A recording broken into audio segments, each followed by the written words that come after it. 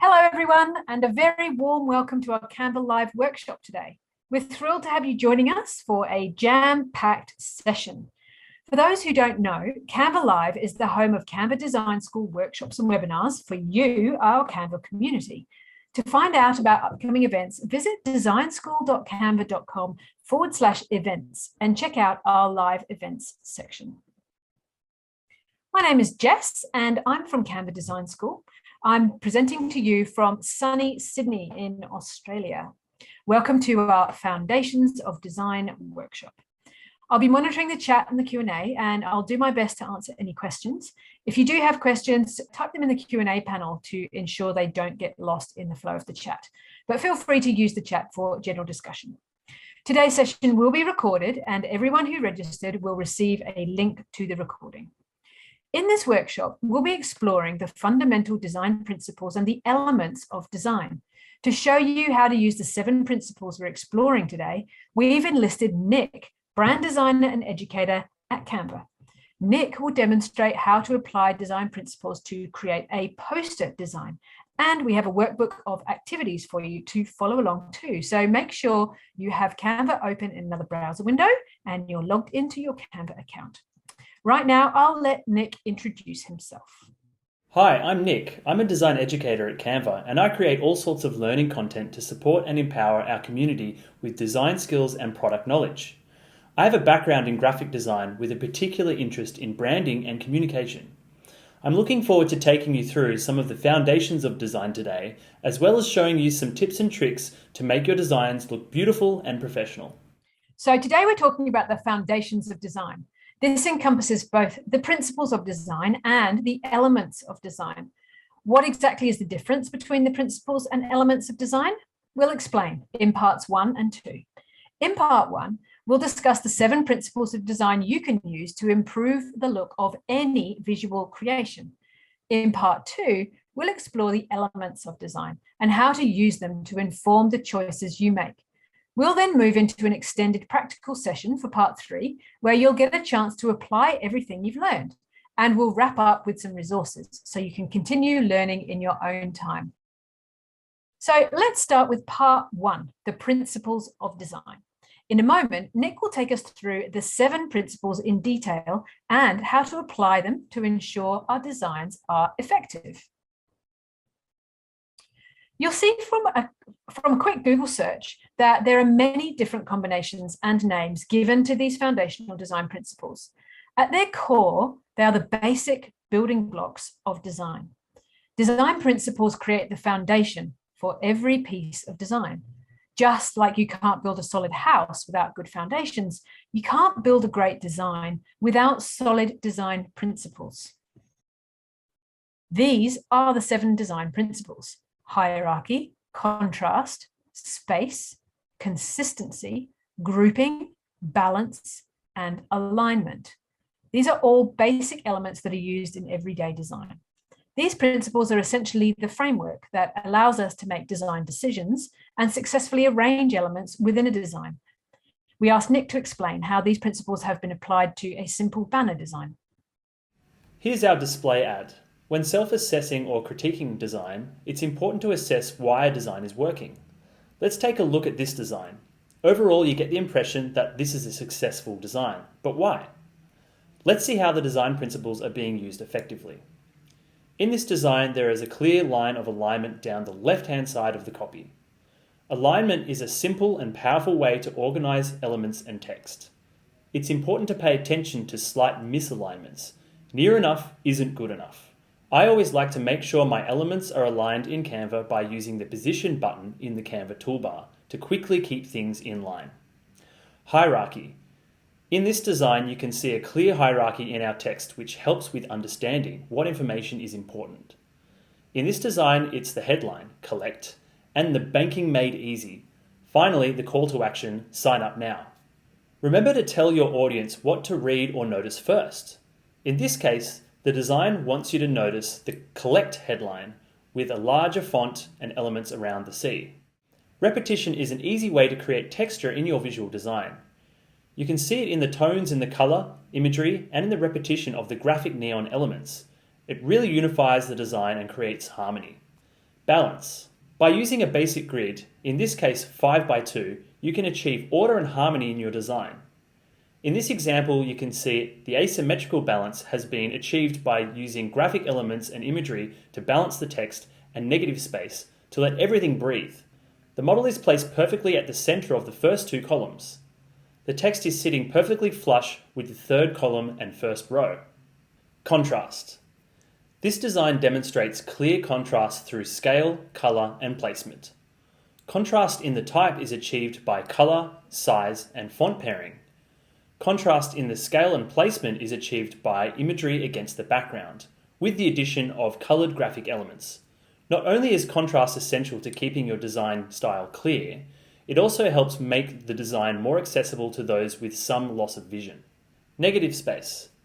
Negative space helps this design achieve clear information hierarchy, balance, visual groupings, and contrast. Grids and balance are where the magic of negative space is created. And as you can see here, even with a simple 5 by 2 grid, you can achieve a great aesthetic result. And lastly, groupings. The visual groupings in this design are easily recognized. 3 clear groupings balance the design and help the viewer understand the information. This is also sometimes called proximity. Okay, so those are the 7 principles we're going to learn about today. We're about to get some hands-on practice as we explore the principles in more detail. So here's the workbook link if you'd like to design along with us. I'll share the link in the chat now. Okay, so let's dive a little deeper on each of those principles. Firstly, hierarchy. Hierarchy helps your audience know what to read first. And with careful weighting, sizing, and color, you can steer their focus through your design in the most logical, structured way. It creates visual organization in a design and gives the reader an idea of where to begin and finish reading. It groups related information to clearly show connection and simplify designs. And it helps the viewer navigate through your design. We asked Nick to show us how these principles are working in some real-world designs. Hi there. So firstly, we'll look at some designs and see how hierarchy is being used successfully. Hierarchy refers to the level of importance given to items within your design. This can be created through size, color, weight, space, and where you position the items in your document. It's important to add hierarchy to typography. This means adding emphasis to text and leading the eye from the most important information to the least. Often hierarchy is most noticeable within text, but visual hierarchy also applies to images and graphic elements. When assessing hierarchy, ask yourself, what elements do I notice first, second, third, and fourth? Why are they in that order? And do those levels of importance make sense to the information in the design? Text formatting might seem basic, but can be really impactful when used intentionally to create hierarchy and emphasis. Here you can see examples of font weight, font color, font size, and all 3 together. Right, it's time to try our first exercise. Open up your workbook. I can pop that link in the chat again, in case you didn't grab it earlier. And open up to the hierarchy activity to give it a go for yourself. So on the left here, we have a little animation to show you how to do the exercise, and then you can apply the steps on the right. So in this case, change the size of the headline to improve the hierarchy, as demonstrated in the animation on the left. I'll put a 2-minute timer on the screen for you to complete this activity. Now, if you have any questions, feel free to pop them in the chat as you go.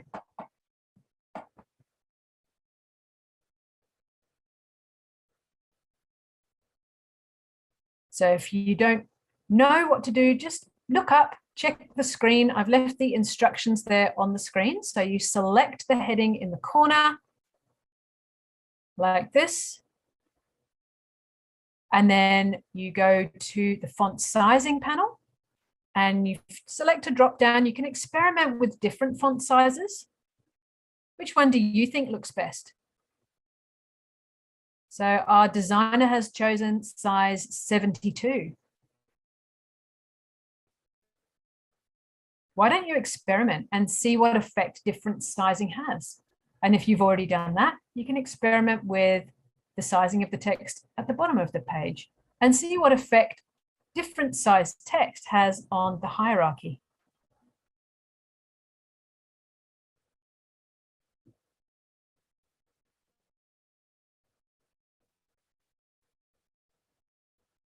You can practice working out the hierarchy of your design by noticing what your eye is drawn to first. What do you want to read first?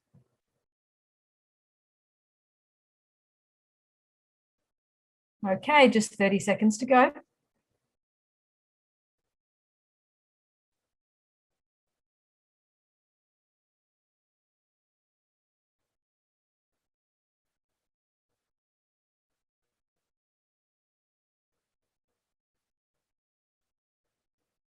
Last 10 seconds.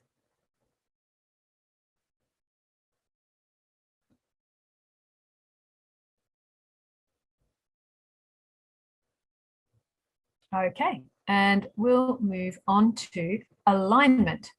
So our second principle is alignment. Alignment creates sharper, more unified designs. It helps designs feel organized and anchored. Alignment points within designs help successfully create a visual order to text, images, and elements. Aligning text is a really easy way to create order. Left aligned text is the most legible as it's easy to read, so it's great for text-heavy designs. Let's hear more about it from Nick. In this design, the designer has used 2 points to help anchor alignment, keeping it clean and structured. Right aligned text and left aligned for the big heading. The second design principle they have executed really well here is the use of hierarchy. This has been achieved by using 3 sizes of the same font. This is guiding my eye to read things in a particular order. In this instance, there are 3 distinctive points of alignment. This helps to unify the design. The small text is anchored off the base of the image, and then the title works together to create an interesting but organized layout.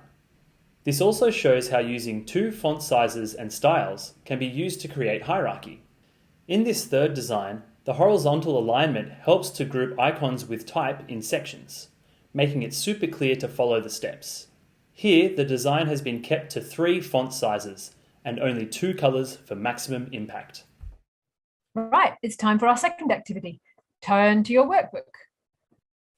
This time we've got an alignment activity, so you can follow again the steps in the animation, and I'll give you a moment and put a timer on screen. I'll just do a 1-minute timer this time because this is a nice quick activity. So here you are just grabbing the text, center aligning that, and then grabbing an icon from the elements panel. You can use a flower like this one, or you can choose something completely different. And then just center aligning that as well. So using the guides that automatically pop up into your Canva design to help you make sure that everything is beautifully centered and aligned.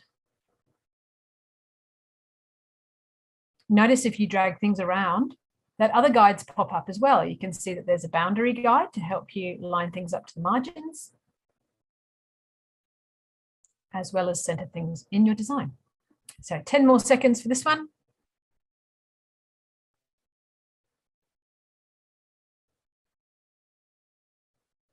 And great, let's move on.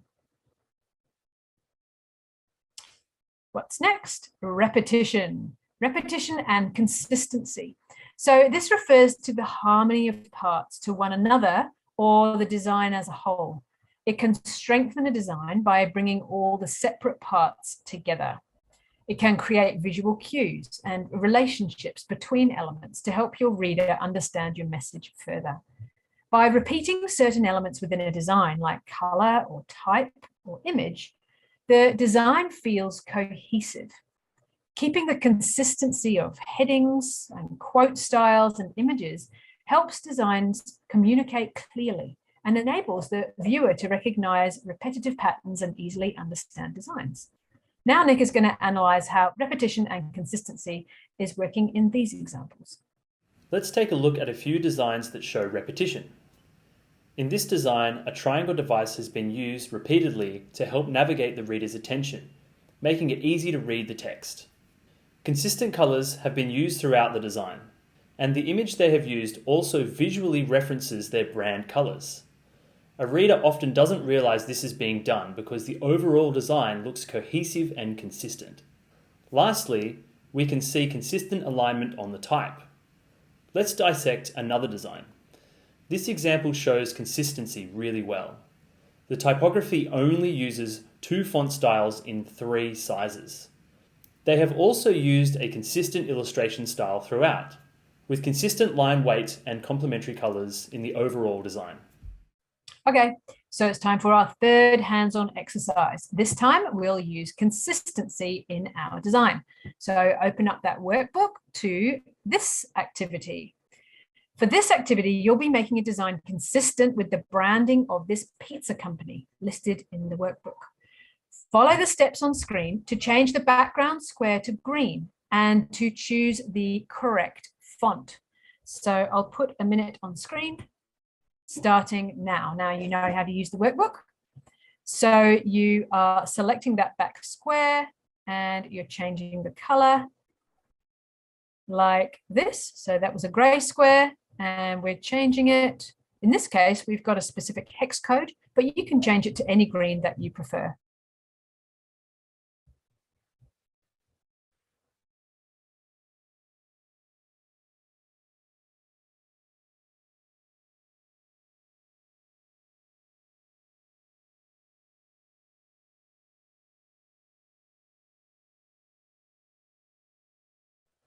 Okay, are you nearly done? You've changed your square. You've updated the fonts.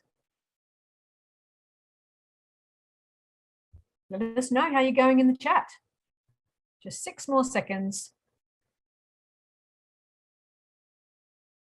And we're done. Okay.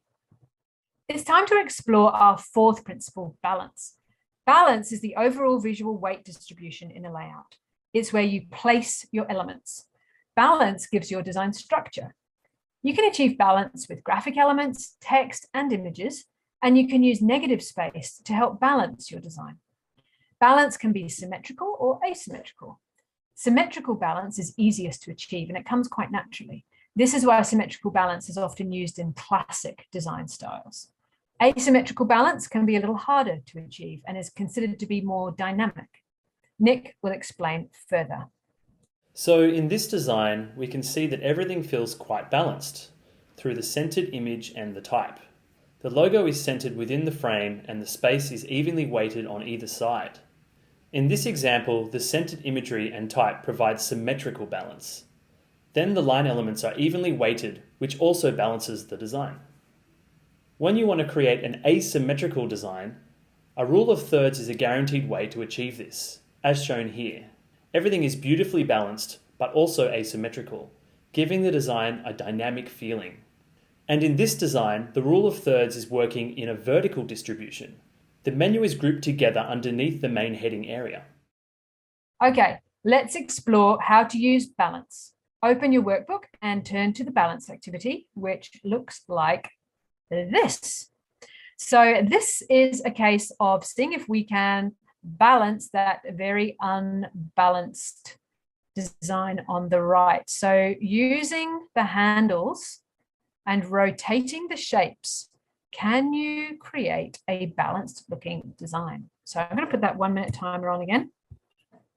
And you're simply grabbing that long rectangle, using the rotate handles to make it level and horizontal, nice horizontal line. And then grabbing each of the circles in turn and just placing them so we have a lovely balanced design. So remember, you can keep popping those questions in the chat if you're all done. And I'll do my best to answer as many as I can. So just over 20 seconds to go.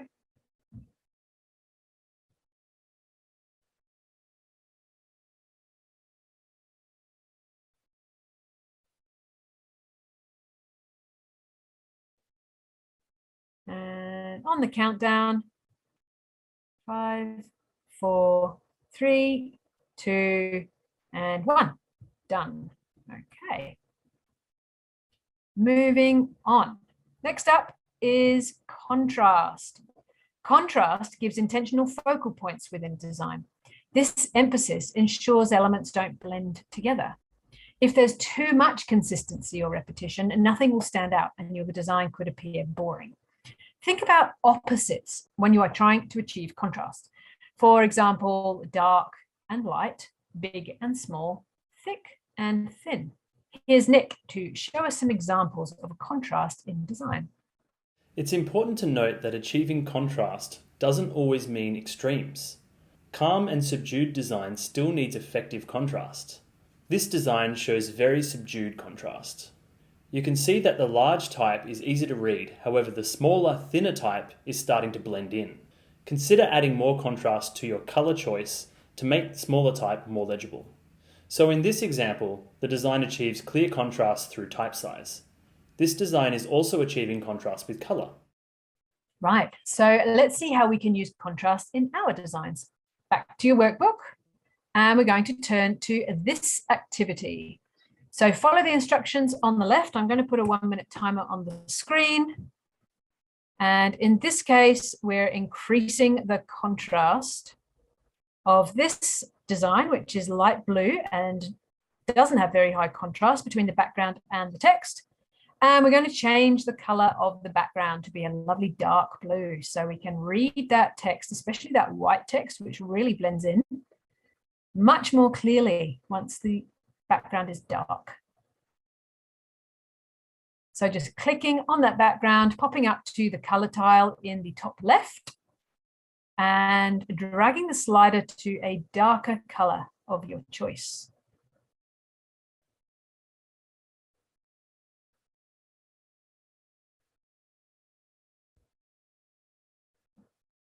Okay, coming up to 10 seconds.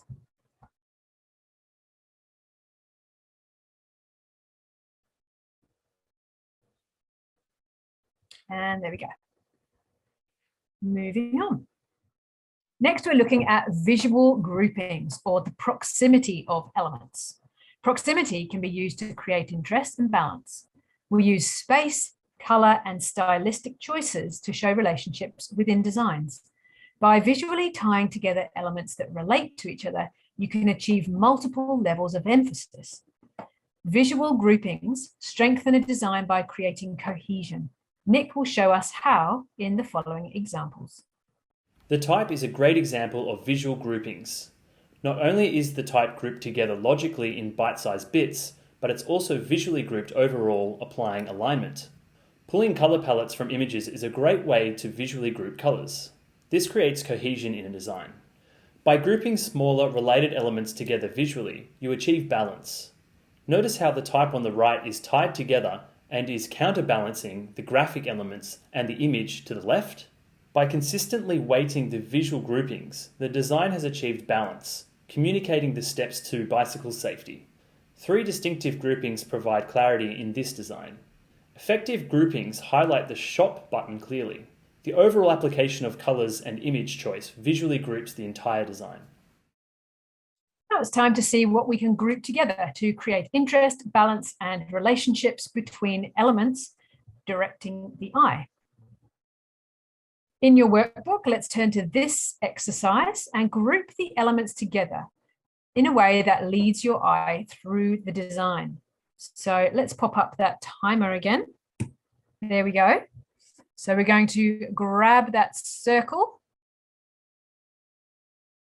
and move it over to the side. So you might move the photos first, putting them at the bottom of the design, putting that bold heading at the top, putting the subtext, the subheading underneath the title. So we're reading it in the right order.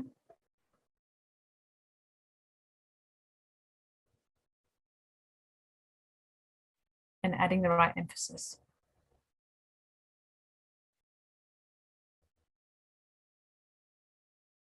Okay, just 10 seconds to go.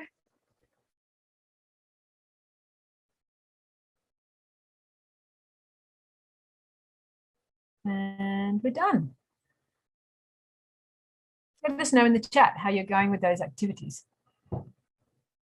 The last design principle is negative space. This is the empty or open space around an object that defines it. Negative space helps your design emphasize visual groupings and hierarchy. It gives structure and gives your design elements room to breathe. Here's Nick to show us some examples of negative space. As mentioned, negative space works hand in hand with visual groupings. Effective negative space allows for clear visual groupings. This design is a good example of no negative space in the background. In this case, it's a clear design decision to make the background feel busy, energetic, and chaotic. Negative space has been used effectively around the text in the black box to allow emphasis on the information that is most important. The negative space here allows the viewer to pause and digest the most important information in an otherwise chaotic design. Evenly distributed negative space creates balance and structure. And remember, negative space doesn't need to be white to be effective. Okay, so time to practice applying a good balance of negative space to make sure elements have room to breathe. So let's pop back over to our workbook, to this purple page, and have a go at this activity. Can you make the text easier to read by making use of the negative space available in the image behind? Here's the timer for you on the screen now. So this activity is pretty simple. You're just clicking on the text and again, changing the size of the font. Let's try 64 and just fitting it above those buildings in the background image. Maybe you can make the text a little bit bigger. What size text do you think is perfect here? And if you've got some time to spare, maybe you can try a little change of font. See what you think looks good. Just over 20 seconds to go.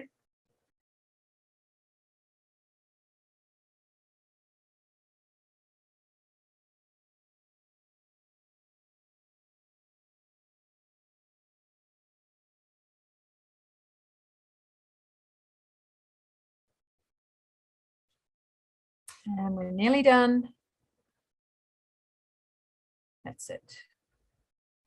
Right, let's have a recap of everything we've learned so far. When you are designing, try to apply every principle we've learned today, as they're all used together and never in isolation. To quickly recap, alignment creates visual order, making it feel organized. Hierarchy helps guide your viewer through the different levels of important information. Consistency strengthens a design by tying it all together. Balance can be symmetrical or asymmetrical and refers to the weight and distribution in your layout in your design. Contrast provides intentional focal points within your design. Negative space gives structure and allows elements in your design room to breathe. And grouping strengthens a design by creating cohesion. Always question why a design is or isn't working. What can you do to improve how the elements work together using the design principles to create a successful design? And we're on to part 2. So that wraps up part 1, the foundations of design. Now it's time for part 2. Let's explore the elements of design. Here we'll look at 3 things in particular: typography, color, and imagery. Firstly, let's explore the fascinating world of typography and the art of font pairing. We get a lot of questions about those in webinars, so here's how to do it. The world of typography can be a daunting place with a seemingly infinite amount of typefaces. It's helpful to simplify them to 3 important types of fonts that you need to know about. Serif fonts have little tails at the ends of the letters. They're more formal looking and are usually found in print media. Sans serif, on the other hand, coming from the French word sans, which means without, are fonts that do not have tails. This gives them a cleaner look, and usually sans serif fonts are used more on the web as they're easy to read on a digital screen and they're easier on the eyes.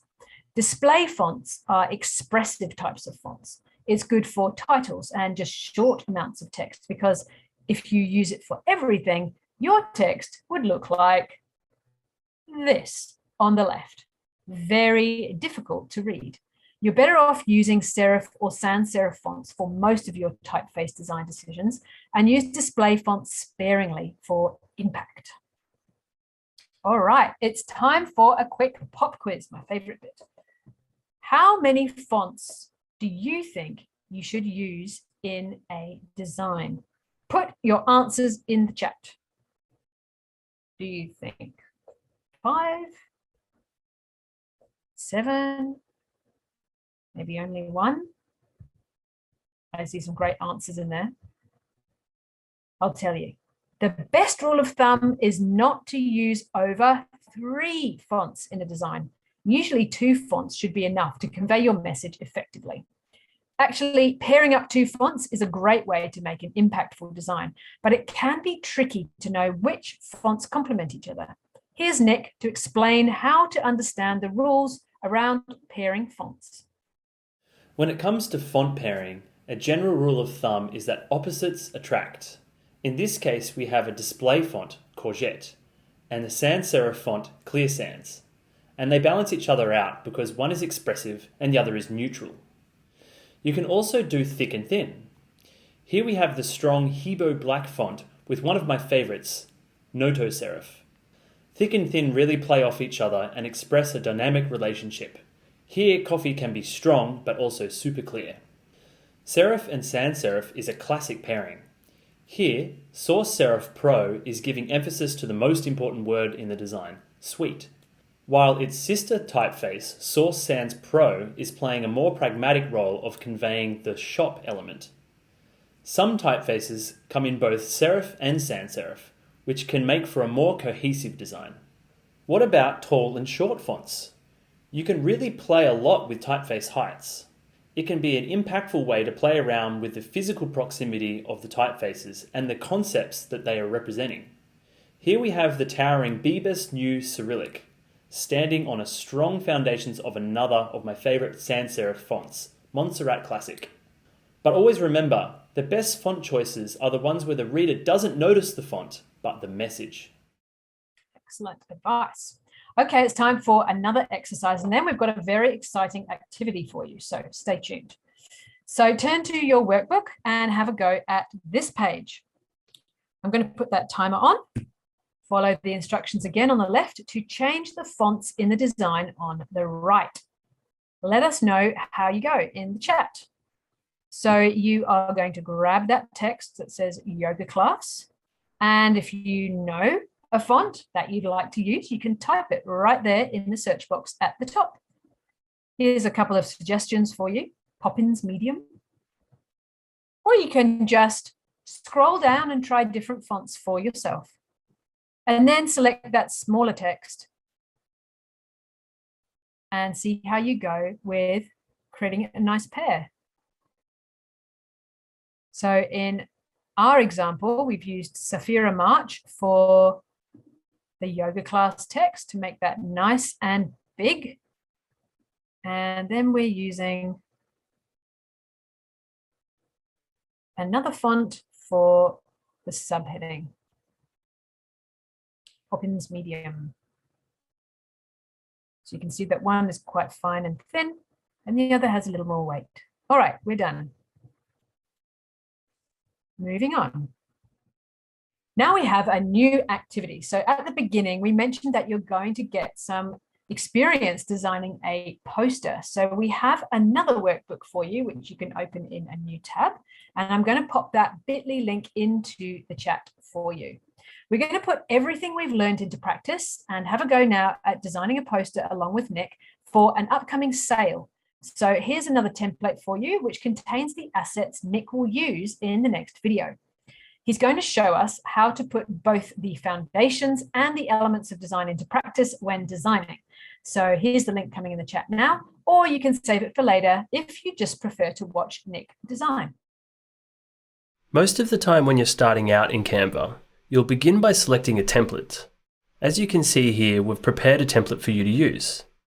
There's a page full of elements for you to build your own poster from scratch, or you can use the pre-made layout on page 2, which I'll be working from now. As we've learned, font pairing can be tricky. This layout has a few text elements for us to work with. Already, we can see there are some design principles at play.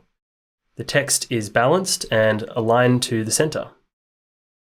The headline mega sale is the most important piece of type, so this is what we want to stand out the most. On the Elements page, you'll see we have a suggested font pairing, Telegraph and Tan Buster. So let's use Tan Buster for our headline font and make it much bigger, like this. So we'll search for the font here. There's Tan Buster. And let's increase the font size. Okay, that's looking a little better. I'm also going to turn on our margins and our rulers so we can see how things align a little bit easier. And rulers. Let's change all of the other pieces of type to Telegraph. So we'll select the first one and search for Telegraph. As you can see here, there are a few different weights for Telegraph. There is a regular version, bold, light, and medium. So I'm going to choose medium for the first one here, and I'm also going to continue and choose medium for my subheadline and for this piece of type down the bottom. And for this little bit of body copy at the bottom here, we'll choose the regular version. Lastly, what I want to do is change the 70% off text to match the headline. So we'll make that Tan Buster as well.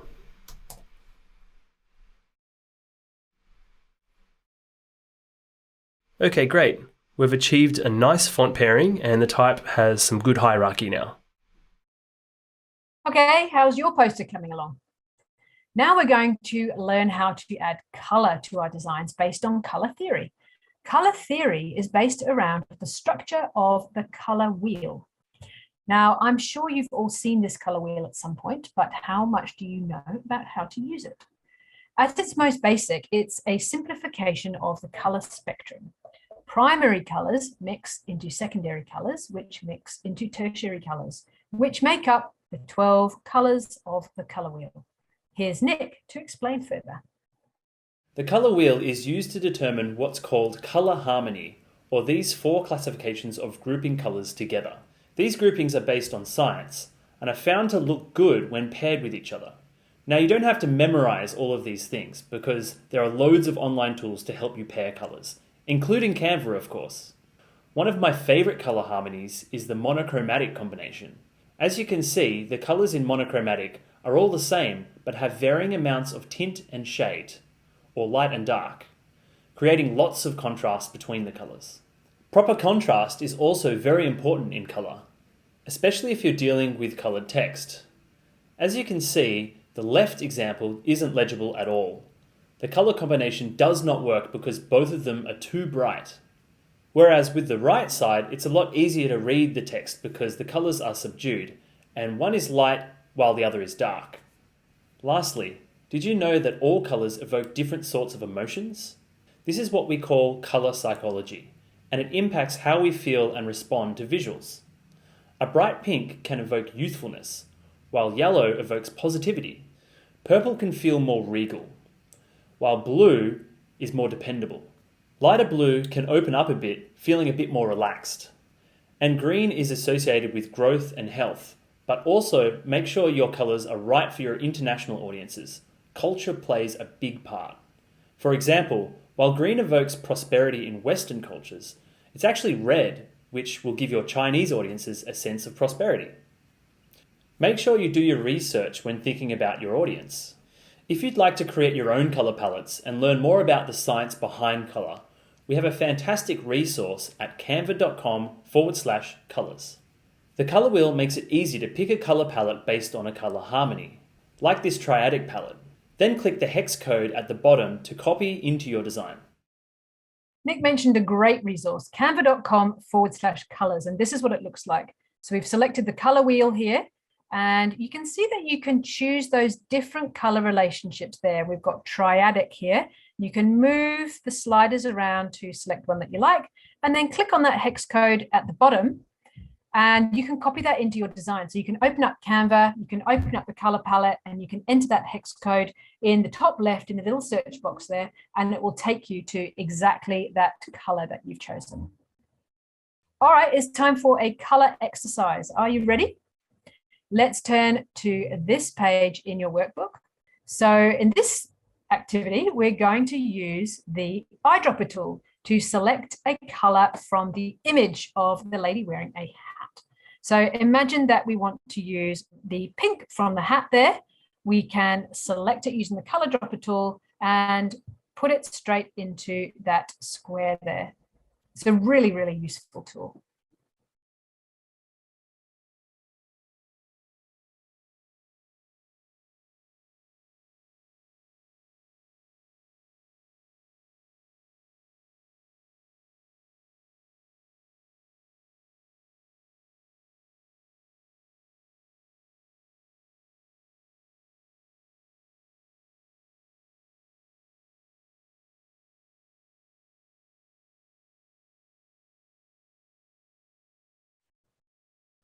Nearly finished.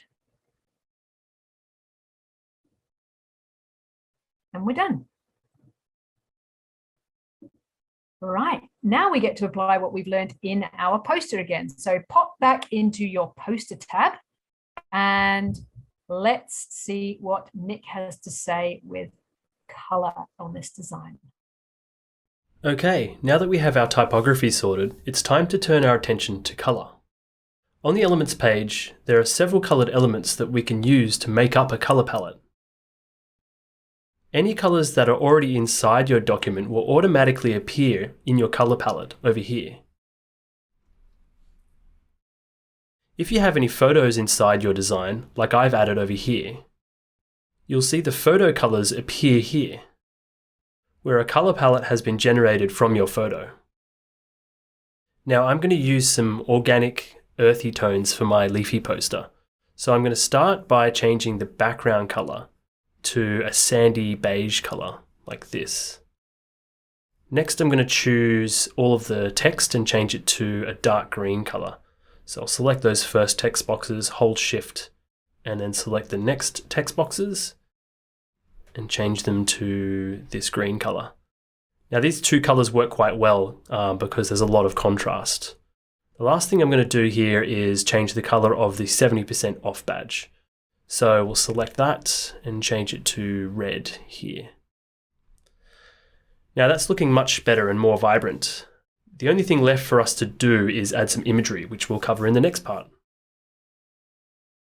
Okay, time for our next element of design, imagery. Let's hear from Nick about how to use both photos and illustrations purposefully in our designs. When we talk about imagery, we're actually talking about two distinct things: photography and illustration. They both provide an opportunity to communicate more of your message beyond typography alone. Images carry subliminal messages, so you can use them to further explain the text. Marrying text and image together needs to be a proactive, considered act. Everything we will use has consequences in how the viewer interprets it. When combining photos and text together, it's important to remember that photos can also create a vehicle to hold your text.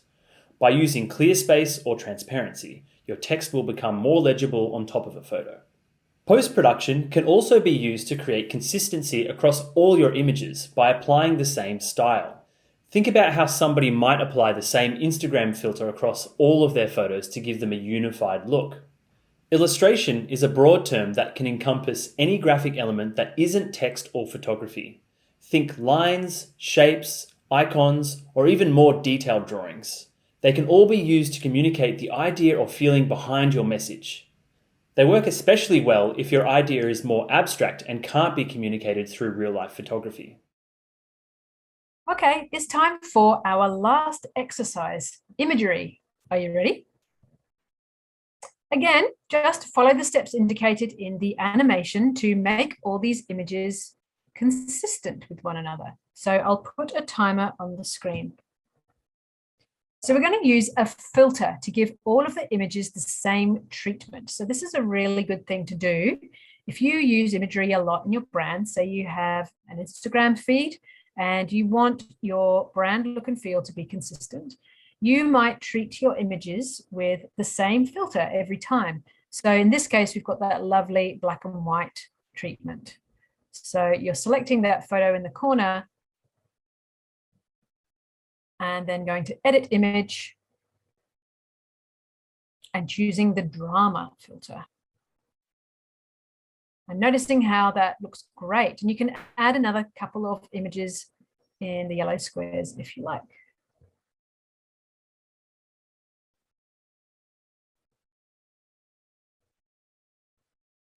All right, just a few seconds left.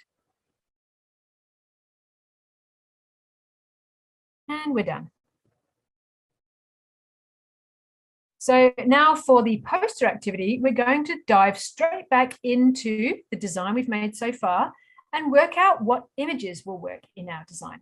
Open your poster template for this last activity so you can design along with Nick. On to imagery.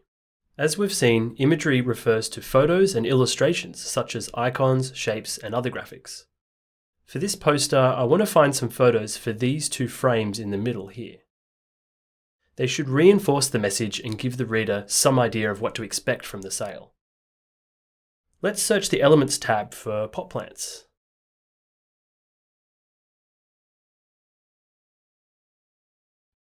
We can narrow down the search even more by clicking on the Photos tab here.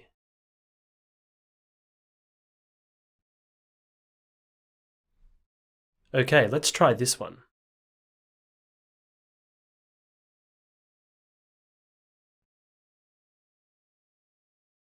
And lastly, this one. Okay, I've got my images in. Lastly, I want to add another shape at the bottom to create a bit of a divider between the top and bottom of the poster. On the Elements page, there are lots of different shapes, so I'll take this one, copy it and paste it onto my poster, and resize it here so that it fits across the bottom.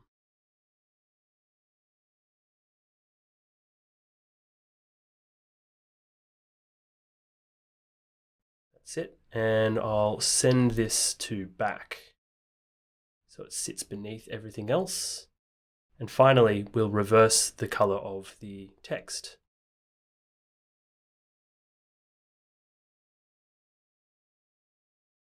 And I might adjust the text spacing a little bit here as well.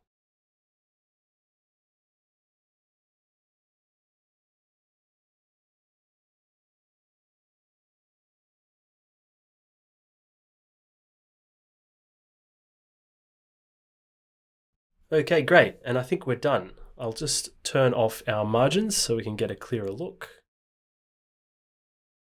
And this is looking really great.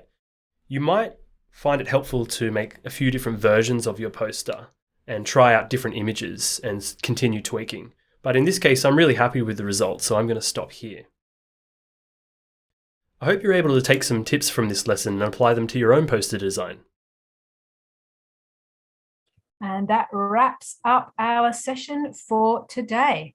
I hope you enjoyed that last activity. For more learning resources, you can visit designschool.canva.com and find many courses and activities you can continue your learning with by doing them in your own time.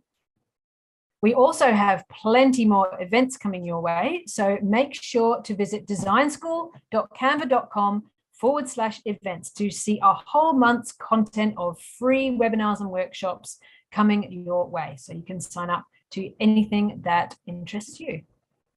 And be sure to sign up to our community group, which is called the Canva Design Circle. You can find that on Facebook, facebook.com/groups/Canva Design Circle. And with over 200,000 members, there is plenty of inspiration being shared in that group. It's also your place to hear about new releases or to ask any questions you may have. And finally, feedback. We'd love your feedback on this session and other things that you would like to learn about from our workshops and webinars. We really love hearing from you, and we're always improving our courses. So please have your say and let us know what topics you would like to see more webinars on in this 1-minute form. Thanks so much for joining us. We hope to see you at another Canva Live webinar very soon. Thank you. Goodbye.